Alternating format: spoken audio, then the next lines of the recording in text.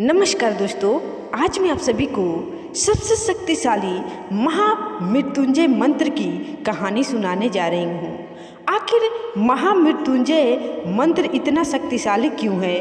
आखिर इस मंत्र को जप करने वाले भक्त के प्राण लेने से यमराज भी थर थर क्यों कांपते हैं? आज मैं आपको इस वीडियो में पूरी कहानी सुनाऊंगी। तो ये कहानी हमारे जीवन के लिए बहुत ही महत्वपूर्ण है, इसलिए इस कहानी को पूरे अंत तक जरूर सुनिएगा। इससे भगवान शिव प्रसन्न होते हैं। आधा अधूरा कथा सुनने का भूल मत करिएगा, इससे दोष लगता है और भगवान शिव का अपमान होता है। अब आप सोच रहे होंगे कि इस कहानी से भगवान शिव का अपमान कैसे होगा। दरअसल दोस्तों, बात यह है कि इस महामृत्युंजय मंत्र का जाप भगवान शिव को प्रसन्न करने के लिए किया जाता है और साथ ही इस मंत्र के जप से अकाल मृत्यु से रक्षा भी होती है। ऐसा माना जाता है कि अगर किसी के घर में कोई गंभीर रूप से बीमार हो तो महामृत्युंजय मंत्र का रोजाना 108 बार जप करने से शीघ्र ही लाभ होने लगता है। इसके साथ ही महाकाल की पूजा रोजाना इस मंत्र का जप किया जाए तो जातक के ऊपर से अकाल मृत्यु का भय दूर होता है। आज हम आपको इस चमत्कारी मंत्र की उत्पत्ति के बारे में और इससे जुड़ी संपूर्ण कहानी अभी सुनाने जा रही हूँ, इसलिए दोस्तों इस कहानी को पूरे ध्यान से जरूर अंत तक सुनिएगा। पौराणिक कथा के अनुसार शिव जी के एक अनन्य भक्त थे जिनका नाम मीरकंड ऋषि था और वे संतानहीन थे। इस कारण से वे हमेशा दुखी रहते थे। विधाता ने उनकी तकदीर में संतान का योग नहीं दिया था।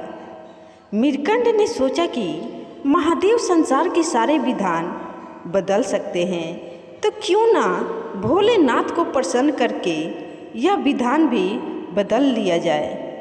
फिर मीरकंड ऋषि ने घोर तप करना आरंभ कर दिया। भोलेनाथ मीरकंड के तप का कारण जानते थे, इसलिए उन्होंने शीघ्र दर्शन ना दिया, लेकिन भक्त की भक्ति के आगे भोले बाबा को झुकना ही पड़ा। महादेव प्रसन्न हुए।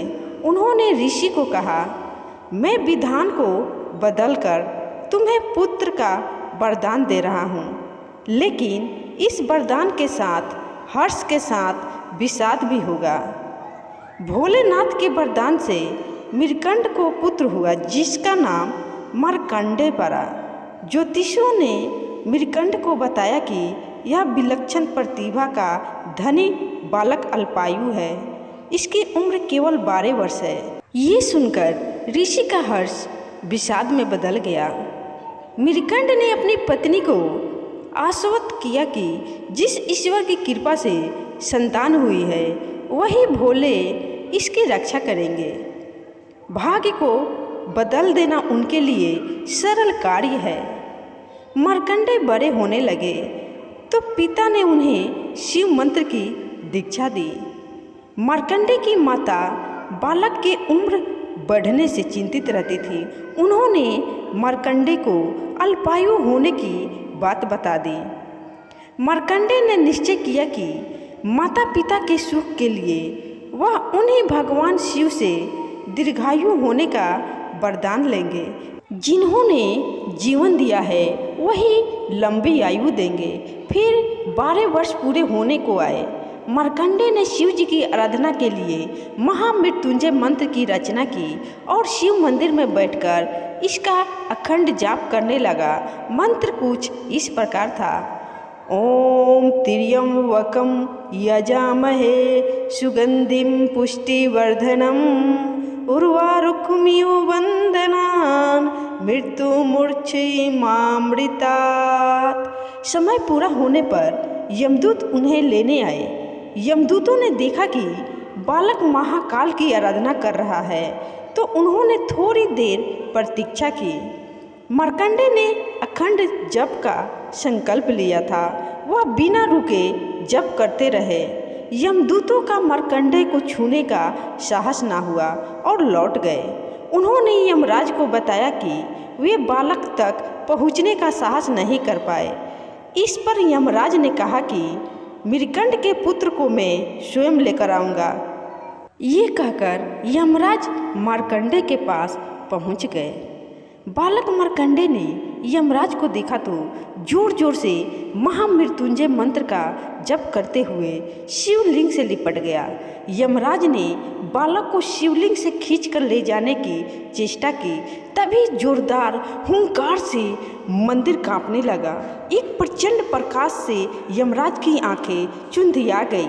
शिवलिंग से स्वयं महाकाल प्रकट हो गए। उन्होंने हाथों में त्रिशूल लेकर यमराज को सावधान किया और पूछा, तुमने मेरी साधना में लीन भक्त को खींचने का साहस कैसे किया?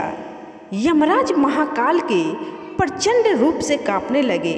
उन्होंने कहा, प्रभु, मैं आपका सेवक हूँ। आपने ही जीवों से प्राण हरने का निष्ठुर कार्य मुझे सौंपा है। भगवान का क्रोध कुछ शांत हुआ तो बोले, मैं अपने भक्त की स्तुति से प्रसन्न हूँ और मैंने इसे दीर्घायु होने का वरदान दिया है। तुम इसे नहीं ले जा सकते। यम ने कहा, प्रभु, आपकी आज्ञा सर्वोपरि है। मैं आपके भक्त मार्कंडेय द्वारा रचित महामृत्युंजय का पाठ करने वाले को त्रास नहीं दूंगा। महाकाल की कृपा से मार्कंडेय दीर्घायु हो गए। तो इस तरह उनके द्वारा रचित महामृत्युंजय मंत्र काल को भी परास्त करता है। तो प्रेम से बोलिए, प्राण को बचाने वाले भोलेनाथ की जय, भोले भंडारी की जय, माता पार्वती की जय।